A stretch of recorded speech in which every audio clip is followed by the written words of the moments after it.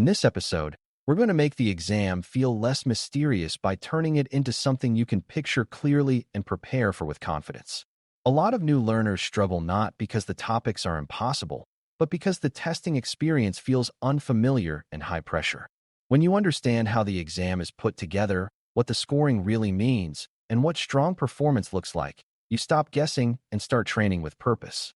Think of this as building a mental map before you start a long trip, because the route matters as much as the destination. By the end, you should be able to explain what you are preparing for, how to measure progress, and how to make sure your study time is actually moving you toward a passing result. Before we continue, a quick note. This audio course is a companion to our course companion books. The first book is about the exam and provides detailed information on how to pass it best.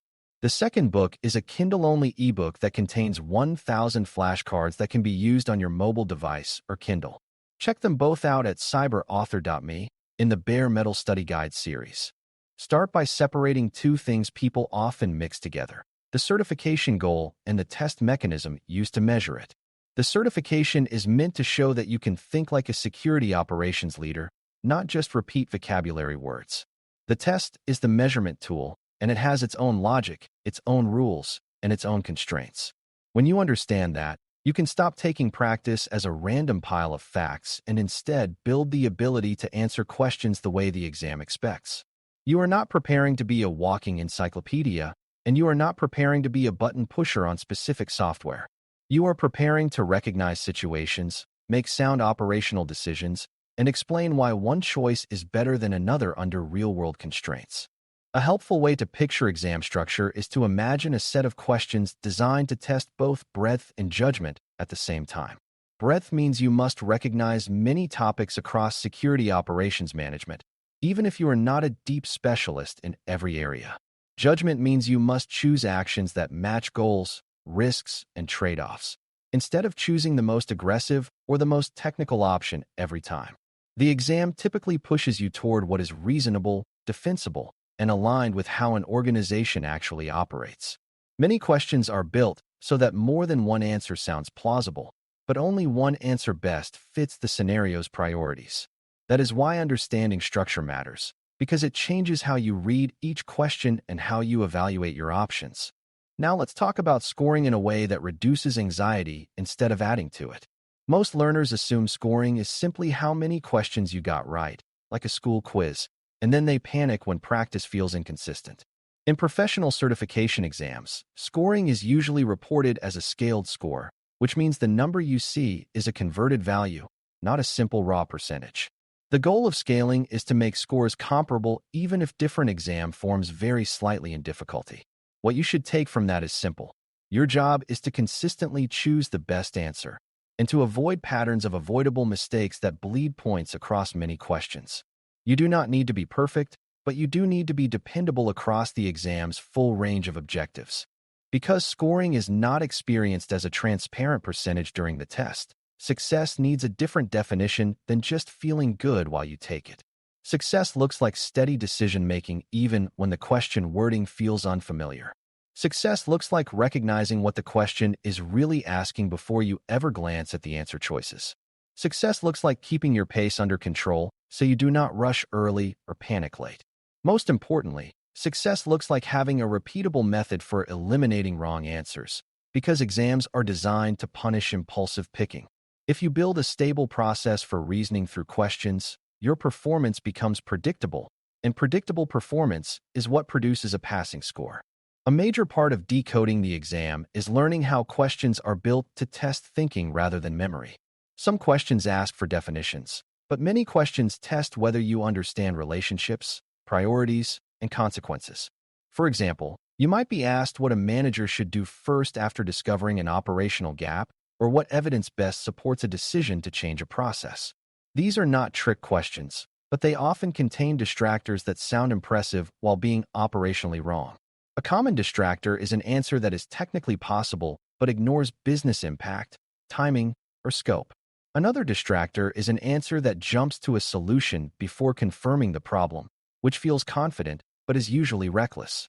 To handle that, you need a mental checklist for reading questions, and it starts with the context clues. Pay attention to who you are supposed to be in the scenario, because a manager's responsibility is different from an analyst's responsibility. Pay attention to what is constrained, such as time pressure, limited staff, compliance expectations, or the need to avoid business disruption. Pay attention to what is being optimized, because the best answer often aligns with a stated goal like reducing risk, restoring service safely, or producing defensible documentation. When you train yourself to extract those clues, you stop reading questions as trivia and start reading them as decision prompts. That shift alone tends to improve scores quickly because it reduces careless mistakes. Another piece of exam structure is the way answer choices are written to test precision. Many wrong answers are wrong because they use absolute language that is too broad, too permanent, or too confident. Words like always, never, immediately, and guarantee can be red flags in operational decision questions because real security operations usually deals in probabilities and trade-offs. On the other hand, the best answers often sound balanced because they include an appropriate sequence and a realistic scope. Balance does not mean vague, though, and the exam will still expect clarity about priorities. The skill is learning the difference between an answer that is careful because it is correct and an answer that is vague because it is avoiding commitment. Time management is part of what success looks like, even if it feels unrelated to cybersecurity knowledge. An exam can be difficult simply because it forces you to think under time pressure, and anxiety makes time feel shorter than it is. The goal is not to race, but to maintain a steady rhythm that keeps you from spending too long on any single question. A good strategy is to aim for a first pass where you answer what you confidently know and mark what you need to revisit, rather than getting stuck early and losing the chance to score easy points later. This is about protecting your score from the predictable trap of overinvesting in a small number of hard questions. When you practice, you should simulate this pacing habit so it becomes natural rather than something you invent on test day. Another common misunderstanding is thinking that success requires mastering every detail equally. In reality, your score benefits more from being solid across the entire objective set than from being extremely deep in a narrow slice. A student who is strong in one area but weak in several others often feels confident and still fails because the exam spreads questions across many topics. The exam rewards balanced competence, which means you want to build a wide base first, then deepen your understanding where you notice repeated weaknesses.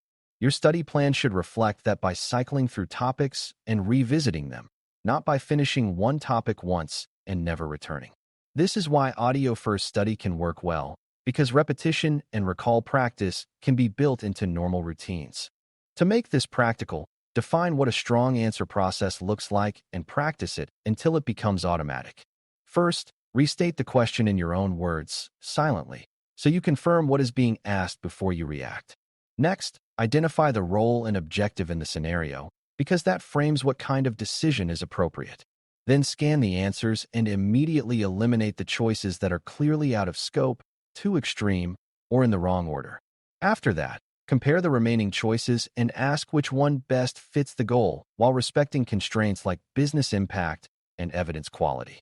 If two answers still seem close, ask which one is more defensible and repeatable as a process, because management-focused exams often reward systematic thinking over one-off hero moves.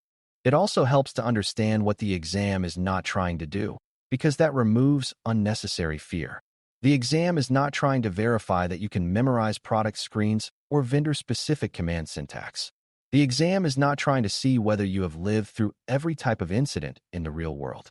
The exam is also not trying to reward cleverness for its own sake, because clever answers that bypass process are usually fragile. Instead, the exam is looking for operational maturity, meaning the ability to set priorities, coordinate work, measure outcomes, and improve a security program over time. When you interpret questions through that lens, many tricky-looking choices become easier to judge. A subtle but important part of scoring is that small reading errors can cost the same as not knowing the topic at all. Many learners lose points because they skim a single word like best, first, or most likely, and then answer a different question than the one being asked. That is a reading habit problem, not a knowledge problem, and it can be fixed with deliberate practice. In every practice session, force yourself to slow down just enough to identify the action word and the priority word in the question. Then confirm whether the question is asking for prevention, detection, response, governance, measurement, or communication, because those categories often map to different best answers. The more disciplined you're reading, the more your score reflects your true understanding rather than careless misses. Finally, define success in a way that you can measure before you ever take the real exam. Success is not only the final pass result, because you need checkpoints that tell you whether you are improving. A strong checkpoint is being able to explain why the correct answer is correct and why the distractors are wrong, using simple reasoning rather than memorized phrasing. Another checkpoint is being able to predict what kind of answer the exam wants based on the role, goal, and constraints, even before seeing the choices. Another checkpoint is maintaining accuracy while keeping a steady pace, because speed without accuracy is useless and accuracy without pace can collapse under time pressure. If you practice toward these measurable signals, you will walk into the exam with a clear sense of readiness instead of a vague hope. By now, the exam should feel more like a structured challenge than an unpredictable event, and that shift is the real foundation of confident preparation. When you understand that structure is about roles, objectives, constraints, and defensible decisions, you stop treating questions like puzzles and start treating them like management judgment calls. When you accept that scoring is about consistent correctness across a broad set of topics, you stop chasing perfection and start building reliability. When you define success as a repeatable reasoning process paired with steady pacing, you gain control over the parts of the experience you can influence. Carry that mindset into your study routine, and every review session becomes a step toward test day performance rather than just more information in your head. Thanks for listening. For more audio courses, daily newsletters, and more, please visit BareMetalCyber.com.